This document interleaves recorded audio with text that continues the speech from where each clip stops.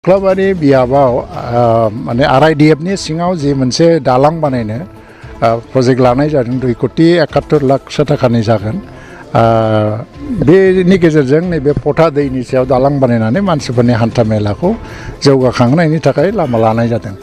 तो साफागुरिनि सिङाव गासै मोनथाम ब्रिजनि प्रपोजाल दङ आरआईडीएफनि आन्डाराव बे अलरेडि गल्डिं दैनि सायाव ब्रिजआ माने जासिगोन बे फाउन्डेसना अलरेडि जाबाय आरो देखा दंनि सायावबो फाउन्डेसना अलरेडि जाबाय दा बेहाय नैबे एसे लेट जानाय दिनै खालामनाय जाबाय।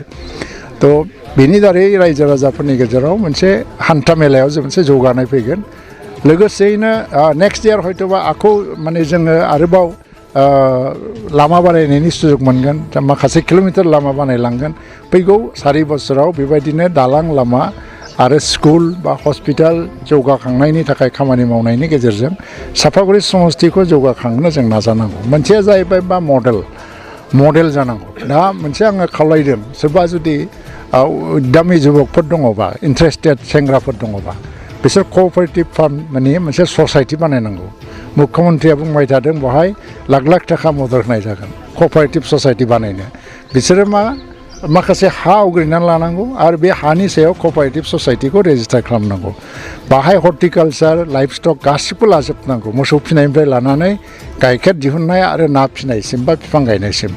दा बेखौ लायोबा आसाम सरकारनिफ्राय फाइनान्सियेल एसिस्टेन्सखौ मोनलांबाय थागोन। नाथाय बाथ्राया मा जादों जोङो सेंग्राफ्रा जोंनि लाइमोनफोरा बा जोंनि सिख्लाफोराबो सिदा फैसा मोननायनि बाथ्राखौ सिन्था खालामदों। जेनेबा अरुणदयाव बेसेबां फैसा मोनो सेल्फ हेल्प ग्रुपआव फैसा बेसेबां मोनो नाथाय पारमानेन्टलि जोंनि इनकाम सर्स जाबाय बा गावबो थांनानै थानायजों लोगोसे मालायखौबो फोथांनाय बेनि लामाखौ लानायखौ जों दाबो आवगायबोनाय नुनो मोनाखै। ओंखायनो माखासे जुदि 10-12 जन बा 15 जनसो सेंग्राफोर ज' लोगो नांनानै कअपारेटिभ ससाइटि मोनसे रेजिस्टार खालामनानै बबेबा 100-200 बिगा बा 500 बिगा जि हायोबा 1000 बिगायानो दं बे हाखौ लानानै मोनसे जुदि प्रजेक्ट तैयार खालामोबा चिफ मिनिस्टारा आंखौ बुंगासिनो दङ आङो जि नांगौ हेल्प खालामगोन गौरखथि बादि मोनसे मडेलाव।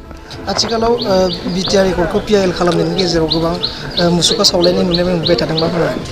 बेफोर जालांबाय थागोन बुंनांगौ जेबो गैया। बे कर्टआव केस होदों कर्टआनो फेजेनगोन आरो जोंहा बुंनांगौ जेबो गैया। जेबो खहा लाबोआ जेबो खहा लाबोआ। नोंथांमोना इलेक्सन समाव खोथा होखानायमोन नामा? इलेक्सनाव खोथा होखानाय माने जोंना जाहैबाय लामा दालां बानायनांगौ जों बबेबा पथायाव बानायनांगौ बा गल्डिंआव बानायनांगौ देखा दङाव बानायनांगौ बिदि बुङाखै जों। खिन्थु खोथाया जाबाय मा देरहाखांनायनि उनाव जों रायजोफोरनाव सोंदों बबेहाय बानायग्रोनो बेयावल' बानायगोन बे नङा उनावबो बानायलांगोन। तो इलेक्सननिनो मोनसे कमिटमेन्टनिनो पार्ट। आरो बे दा हाइकर्टआव केस होनाय लानायखौ जों बारा रायलायनो गोसो गैया आंबो रायलायनो गोसो गैया। मानो होनबा बे कर्टआव थांदों बे केसआ ओरैनोबाबो मोनसे रेजें केस बियो बे कर्टआवनो जेनगोन आरो जों फेजेन नाङा।